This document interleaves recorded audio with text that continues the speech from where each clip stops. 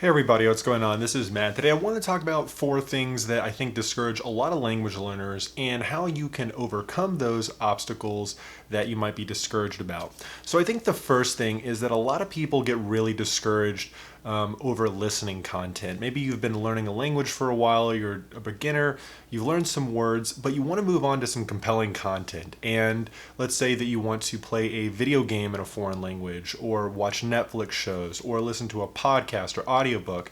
And they try those things out, and it's just a wall of sound. It's just a ton of content that they don't know what's going on, and it's very discouraging, especially if you've been learning a language for a while. It just feels like you haven't made any progress and that you have just so much further to go. And I think that it's really important to kind of, frame things in a particular way because, when it comes to listening, it's probably one of the most difficult things to do in the language learning process. That is probably the hardest thing to do is just listen to audio content and know exactly what's going on immediately, especially without the aid of subtitles. So, don't be too hard on yourself for not being able to understand listening content or audio content very well, because it's probably the most challenging aspect in the entire language learning process. Now, that being said too, it takes a lot of time to get good at listening. You have to put a lot of time and effort into it, like any other skill. But what's good about listening is that it's very easy to do. You can do it in your free time or while you're doing other things, so it's a very easy skill to work on. And what you'll notice is that after you practice listening more and more, you'll start to eventually pick out words in the audio content, and then eventually phrases, and you'll notice some grammar, whether that's conjugations or word order.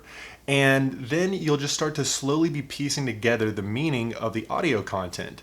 And after a while, you'll just stop translating in your head and you'll just kind of process the audio content. But it takes a lot of time to get to that place, and you just have to listen a lot. So don't be intimidated by that. It just takes quite a bit of time to get better at it. And like I said, it's probably one of the most challenging things to get good at in the entire language learning process. The other thing too is that if you're still kind of struggling with listening content, learn more words. Learning words is probably the biggest action you can do to get better at a language. So, if you learn more words, you're ultimately going to kind of get better at listening in general as well. So, not only be listening, but always be learning new words, to get over that obstacle of the listening content, because you do have to put in a lot of time into that skill to get good at it. I think the second thing that a lot of people get discouraged about is speaking.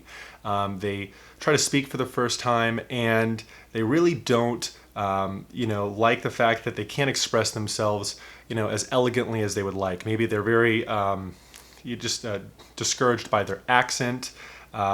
And it's just very frustrating.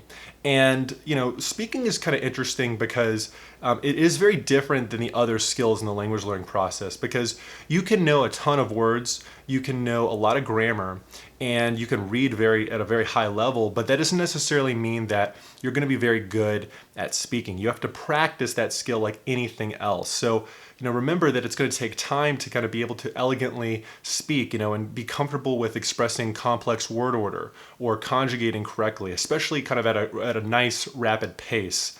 The thing about it though is that if you do know a lot of grammar, if you do know a lot of words, and you have a very high reading comprehension ability, learning to speak is going to be a lot easier versus if you don't have those things, because you already have all the tools you need to express yourself, right? The words, the grammar, you just have to practice that output in of itself. So really, if you're discouraged by speaking, just realize that it takes a lot of time, like any other skill.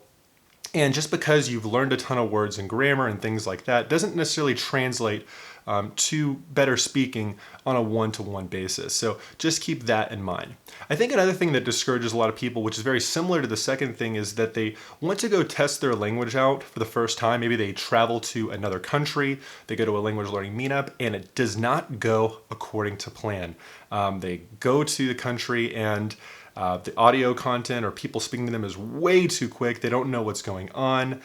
They feel very overwhelmed. Maybe they're trying to have a conversation with someone and they revert back to English, and it's very discouraging. And I think the thing about it is, always be setting your expectations kind of accordingly when you go and visit these countries, because I think a lot of people overestimate their language learning abilities, and then they kind of set themselves up for disappointment. But that being said too, a lot of it is just getting comfortable. You're probably intimidated to use the language in a meetup, with a conversation exchange, going to a foreign country or whatever it is. So just kind of take it easy. Don't go in with any expectations. Just enjoy yourself, right? Try to speak. And what you'll find is that as you kind of keep going and you keep attempting, you're going to get more comfortable and you're going to be able to express yourself when you're visiting that country, at that language learning meetup, etc. So don't be intimidated by maybe getting, things aren't flowing right away. It might take some time, especially when you're visiting, to get those cobwebs off or to kind of get in that nice flow state. I think the last thing that I want to talk about in terms of people getting discouraged is that a lot of people get discouraged by the fact that there's just so much to learn. Maybe they see how many words there are and it's just super overwhelming, or they look at a grammar book and they see all these grammar concepts, or they look at like how long it takes to get to fluency or to like a B2 or C1 level, and they see that hour total and it is very intimidating. It's very overwhelming. And I would kind of break it down and just kind of point out that, you can do a lot of things in the language without reaching that final fluency end state goal. So for example, the 1,000 most common words in a language represent, a significant portion of what is just kind of said in daily conversation. People aren't using very crazy, obscure words all the time when they're speaking, or even in podcasts and things like that.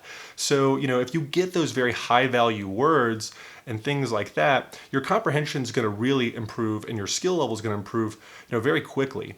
And you can start to really enjoy the language. Now, once you have those words, it's really going to open things up. Now, does that mean you shouldn't slowly keep increasing your word count to more obscure words? No, of course. You're going to eventually get more and more words under your belt, especially kind of less common ones. But it's important to note that you don't need to know every single word. It's just going to take time to kind of build that up. But really, if you kind of hit those high value words, you're going to eventually kind of get what you need in the language learning process. The same thing goes for like amount of time into the language. It might take an estimated, multiple hundreds of hours to get fluent or very competent in a language, but you can start enjoying things a lot quicker than you think.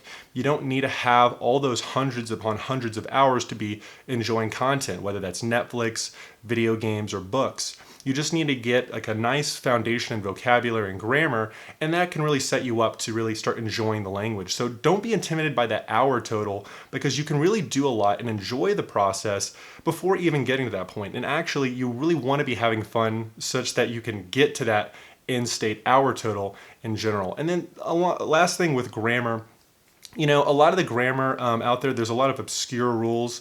There's a lot of rules that you don't see very often, but there's going to be some high impact grammar rules that are very important. How do you conjugate in the present tense?